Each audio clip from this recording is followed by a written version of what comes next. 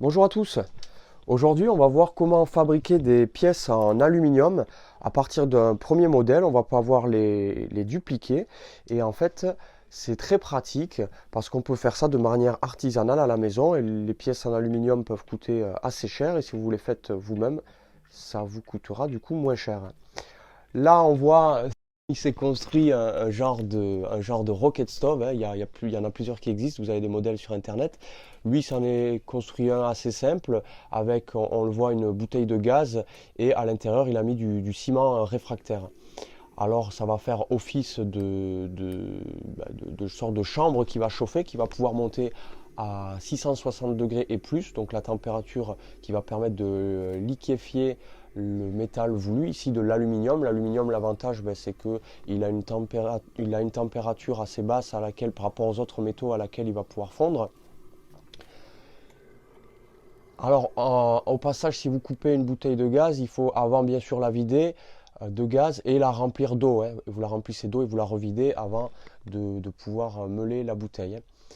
Alors ici, il va falloir faire chauffer, ça va prendre un certain temps, et faire chauffer le poêle, hein, pour monter à température. On utilise là du charbon et du gaz. Il y a des systèmes qui existent, je vous conseille de regarder la chaîne de Barnabé Chaillot, que vous connaissez déjà probablement, où il le fait lui avec des feuilles. Là, l'aluminium, comment on le reconnaît, vous voyez, il a sa couleur, cette couleur argentée, et il ne s'aimante pas. On voit avec mon aimant, il ne colle pas dessus. Ça permet d'être sûr qu'on brûle bien de l'aluminium. Un extincteur a été coupé ici en deux pour faire le réceptacle où on va mettre à l'intérieur l'aluminium à fondre. L'extincteur, lui, il ne va pas brûler à 660 degrés, hein. Il ne va pas fondre, pardon, à 660 degrés. Pour les pièces, là on voit les deux pièces qu'on voulait reproduire. Alors on les met dans on va créer une sorte de moule, et avec un sable spécifique. Là c'est un sable fait exprès, je vais vous mettre le lien, où il y a un mélange avec un peu d'huile qui va permettre de prendre l'empreinte de la pièce. Alors apparemment il y a des personnes qui font leur propre mélange avec de la bentonite, c'est de l'argile, du sable et un peu d'eau. C'est important d'y aller par couches successives et de bien tasser. Alors ceci, ça va permettre que le sable il aille bien contre les pièces et dans les petites infractuosités.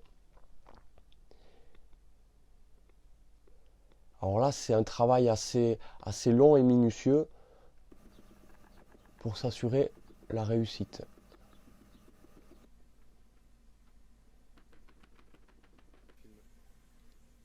On retourne la boîte, les pièces se retrouvent donc dessus. On voit qu'il y a une grande partie de la pièce qui est enfoncée dans le sable, mais il reste une partie de la pièce, des pièces en surface. Ici, on met du talc. Le talc qui va permettre que le sable qui sera rajouté par-dessus ne va pas coller au sable qui est dessous le talc donc. On l'étale bien. Et vous avez compris, par-dessus, on va mettre un autre socle. Ça va nous permettre de finir l'empreinte des pièces. Pendant ce temps, la bête continue de tourner.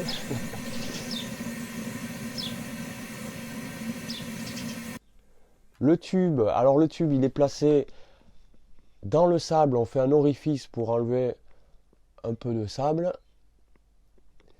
Et ensuite, vous allez le voir, on va mettre le sable autour du tube. Ça va nous faire en fait une sorte de canal d'entrée pour y couler à l'intérieur ensuite l'aluminium fondu. Alors on continue l'opération, on remet du sable et on va toujours tasser de manière identique, homogène, jusqu'à arriver en haut du bac. Moi, c'était la première fois que je voyais ça, et c'est vraiment passionnant à voir. C'est super intéressant en fait, et c'est très pratique. On voit le tube, donc là il tourne pour éviter d'arracher le sable, il enlève en tournant.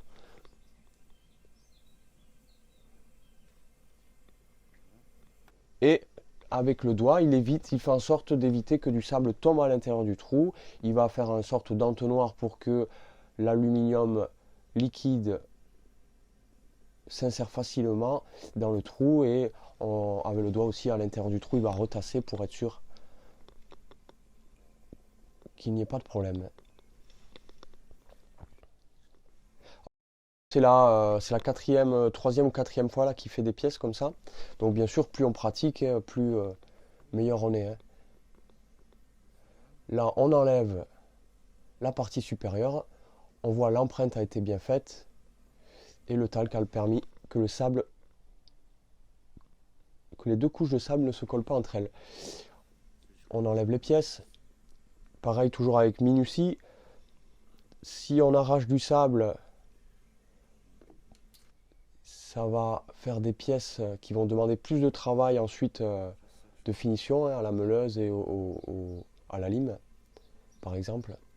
Et là, on voit, il fait des petits canaux pour que le liquide aille bien s'insérer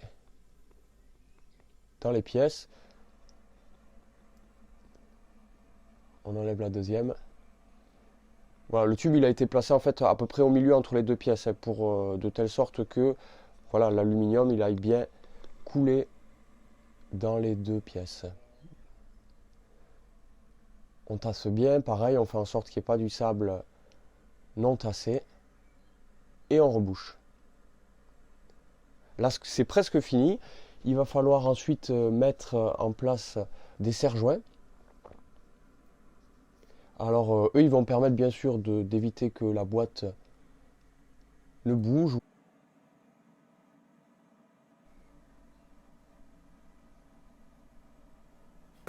Allez, c'est parti. Le liquide, l'aluminium est en train de fondre. On a mis, donc là on recycle de l'aluminium, hein, c'est des pièces recyclées en fait. Donc c'est super, on crée des nouvelles pièces grâce à du recyclage. On voit il a fait des petits systèmes avec des ferteurs pour bien attraper son extincteur. Et là c'est parti. Ça va très vite. Hop, ça y est, c'est prêt.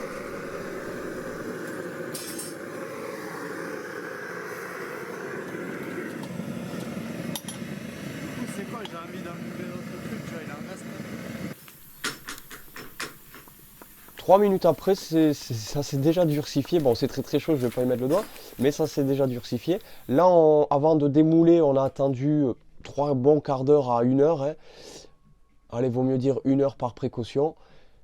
Et là, les pièces sont légèrement chaudes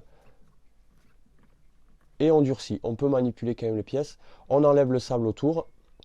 Et là, on va arriver vers le travail de finition. Donc du coup,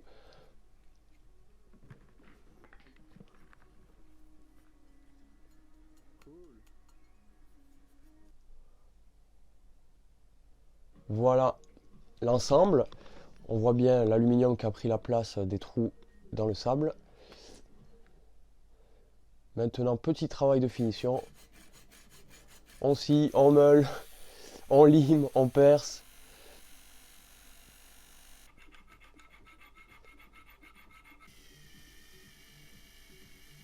Pour arriver à reproduire les premières pièces. Alors on voit là l'avantage, c'est qu'on avait une pièce qui était en plastique en dessous.